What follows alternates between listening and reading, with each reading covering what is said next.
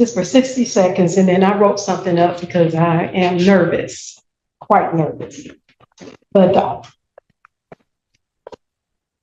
I, Doshia Banks, respectfully appear specially and conditionally for the sole purpose of protecting federally vested occupancy rights and opposing unlawful state action. I expressly do not consent to this court's jurisdiction and do not. Well, then you are not a named party. So if you're not consenting to this court's jurisdiction, sit down. Oh, you can go because you're not a named party. Your name, ma'am? Doshia Banks, occupant. Pardon? Doshia Banks, occupant. Doshia Banks, occupant, Your Honor.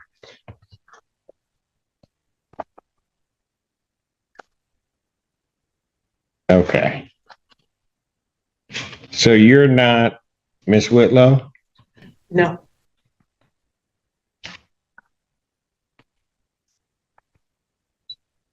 So what is your position in this case as you see it? If I may, Your Honor. Okay, good. Go ahead.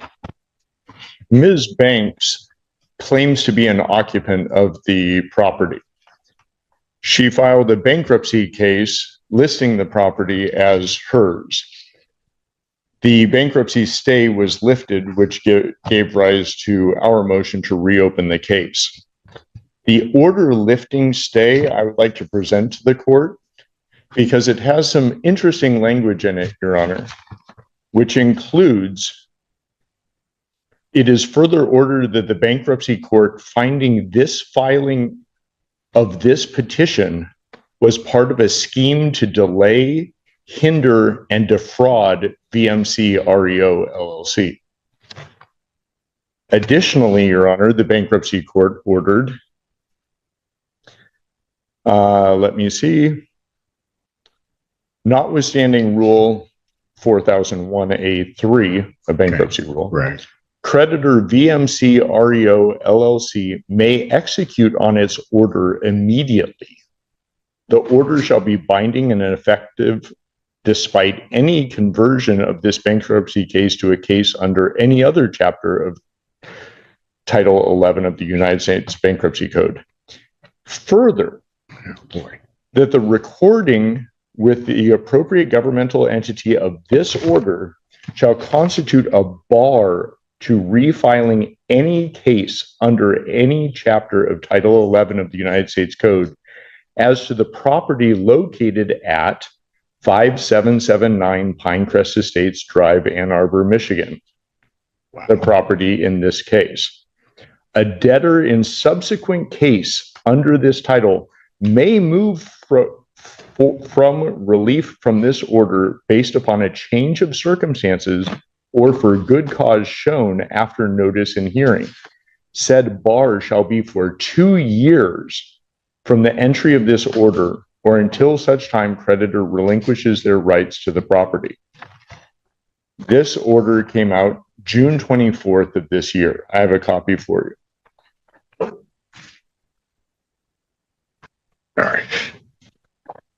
Thank you. I will note, Your Honor, that Ms. Banks has filed an appeal of that order in the federal Eastern District of Michigan. That appeal is pending, but the status quo as of right now is that there is no stay, and that order lifting stay holds until such time as the appellate court does something. Additionally, Your Honor, there is no stay from the appellate court. They have not issued a stay, and in fact, it would be appropriate that there would be a bond placed or an escrow order of some sort, because BMC has been the owner of this property for the past year and does not have access to it. Go ahead. There's a lot going on. Yeah. Additionally, Your Honor. Buckle up, guys, because today's clip drops you into a courtroom standoff that turns tense fast. A woman introduces herself only as an occupant, refusing the court's jurisdiction, and the judge shuts her down instantly since she is not a named party. Then the attorney reveals a bankruptcy court already found this filing part of a scheme to delay, hinder, and defraud the rightful owner, banning new filings on this property for 2 years, while an appeal sits pending with no stay in place. Ms. Whitlow, who, as far as I know, actually exists, but I don't have any evidence to that effect, has not appeared in any hearings in this court, did not appear for her deposition that she was noticed for in the federal case, and in a federal case, the federal court issued a show cause order to Ms. Whitlow that she had to present certain documents from this court, which she failed to do. Her deadline to do so was, I believe, July 3rd. Let me confirm that. Oh no, July 10th. And she did not supply any of those documents. I can present that show cause order if you would like. I don't know that I need that because Okay. I'm not. The reason that I mention all of this, Your Honor, Go ahead. is that this is $1 million house in Ann Arbor that Ms. Whitlow purchased with a mortgage and less than a year later defaulted. The foreclosure went through, the sale occurred, the redemption period expired, and we came forward to evict. Since then, there have been multiple bankruptcies. Ms. Whitlow filed 2 different bankruptcy cases. A young man who apparently lives in Arizona filed a bankruptcy case and listed this property as his residence.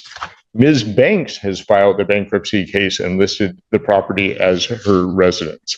It should also be noted that Ms. Banks was a bankruptcy preparer and has been forbidden from the bankruptcy court from preparing bankruptcies for anyone other than herself. The order lifting the automatic stay talks about that scheme of fraud. I list all of these things to show that the scheme continues. And that's why we would like to reopen this case, because there is no stay in place. We would like to move forward with an immediate eviction, at most an 11-day vacate. And if for some reason that would not be amenable to the court, we would ask for an escrow order or a bond.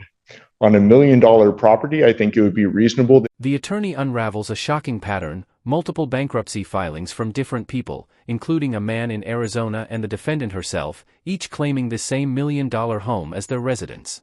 The original owner never showed for her own deposition, ignored a federal show cause order, and was barred from filing bankruptcies for anyone but herself after being flagged as a serial preparer. The attorney pushes for an immediate eviction or a hefty monthly bond. That $10,000 a month rent would be reasonable. Just for 60 seconds, and then I wrote something up because I am nervous, quite nervous. But I, Doshia Banks, respectfully appear specially and conditionally for the sole purpose of protecting federally vested occupancy rights and opposing unlawful state action. I expressly do not consent to this court's jurisdiction and do not. Well, then you are not a named party. So if you're not consenting to this court's jurisdiction, sit down.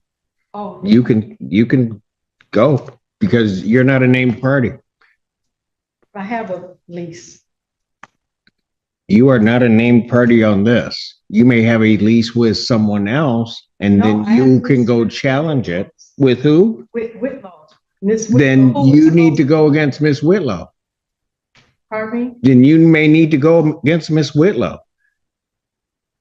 But if you're not consenting to the jurisdiction of this court, you might as well just sit down. You are not a named party. I do not have to hear from you. Oh, I see. So I need to. I don't know what you need to do, but. Well, let me respond. To what? You're not consenting to the jurisdiction of this court. Why am I hearing from you? I'm recanting You're recanting what? what I just stated. Which part? The part that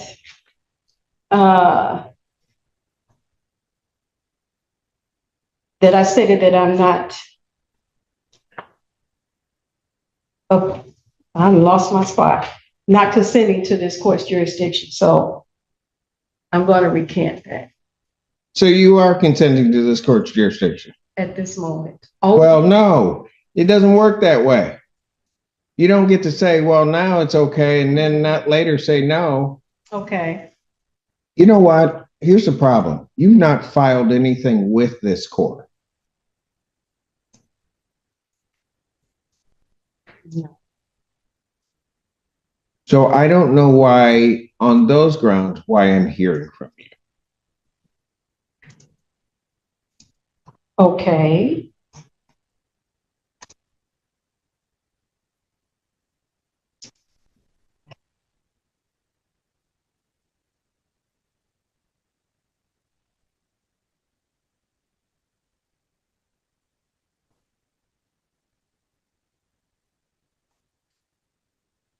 If I may, I do have time, I do believe, to go file an answer and counterclaim. I was just led under An false answer and pretenses counterclaim to what? to their complaint for eviction. You have a lease with, allegedly, with Miss Whitlam. Correct. Then that is who you need to pursue it against, Okay. And or whatever the heck you're doing. well, Because you don't have, there is no privity of contract to the extent there would be, or relationship as between the plaintiff in this case and you. okay, I'm not really understanding, but Well, let me put it a little bit more simply. If I grant the relief of the plaintiff in this case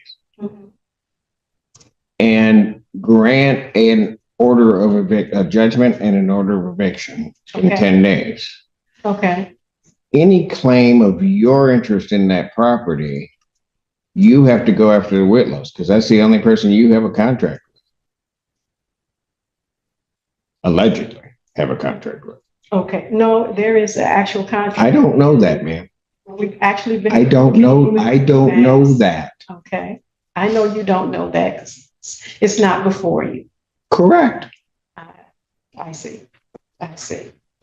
So basically, the notice of removal that the Whitlows did, They are not here. I don't know. I have documents that are not, that they filed with this court that are not signed. So I don't have to accept them. She has not appeared before this court, or they have not appeared before this court. And so, as far as I'm concerned, any relief they're requesting, I can, and as of right, ought deny, and it should be denied also on the merits of whatever their motion is. But I can deny it because they're not here. okay. The occupant reads her prepared statement again, and the judge shuts her down instantly, reminding her she is not a named party and has no standing to be heard. When she mentions a lease, the judge redirects her to pursue that with the original homeowner, not this court, explaining privity of contract leaves her with no claim against the plaintiff. Flustered, she tries to recant her own words, and the judge notes the homeowner never even appeared to defend her own case. Again, stating to me, I want to make sure I'm clear that my issue is with the Whitlows, not with VMC. Ma'am, I am not giving you legal advice. No, I You're don't. telling me that you have a contract. I do not know that you have a contract, but if you wish to enforce that contract, that's who you're going to have the issue with. You're not going to have the issue with the plaintiff in this case because they have right to own the property. Okay.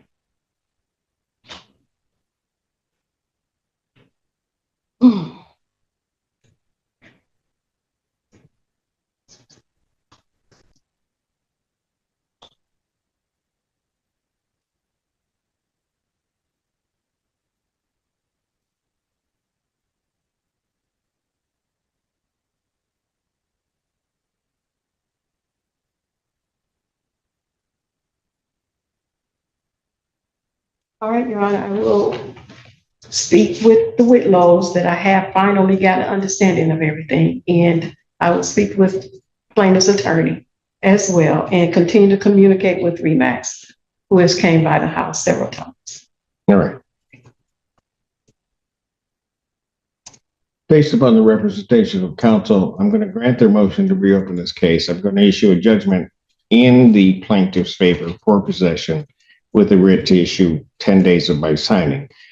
Should the matter be appealed, also contained in that judgment in order, the appeal bond I would set at this time at a rental rate or a rate, and I have looked at the property which is involved in this matter, and it is a significant property.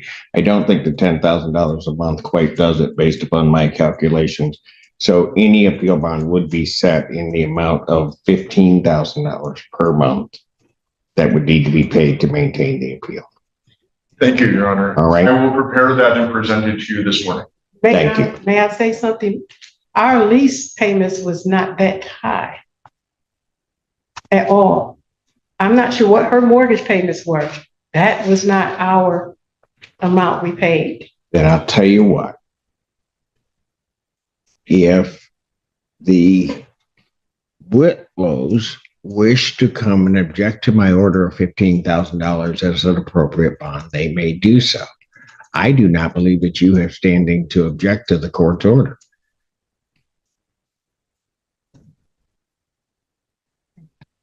Thank you. Thank you, Okay. Your Honor. Thank you.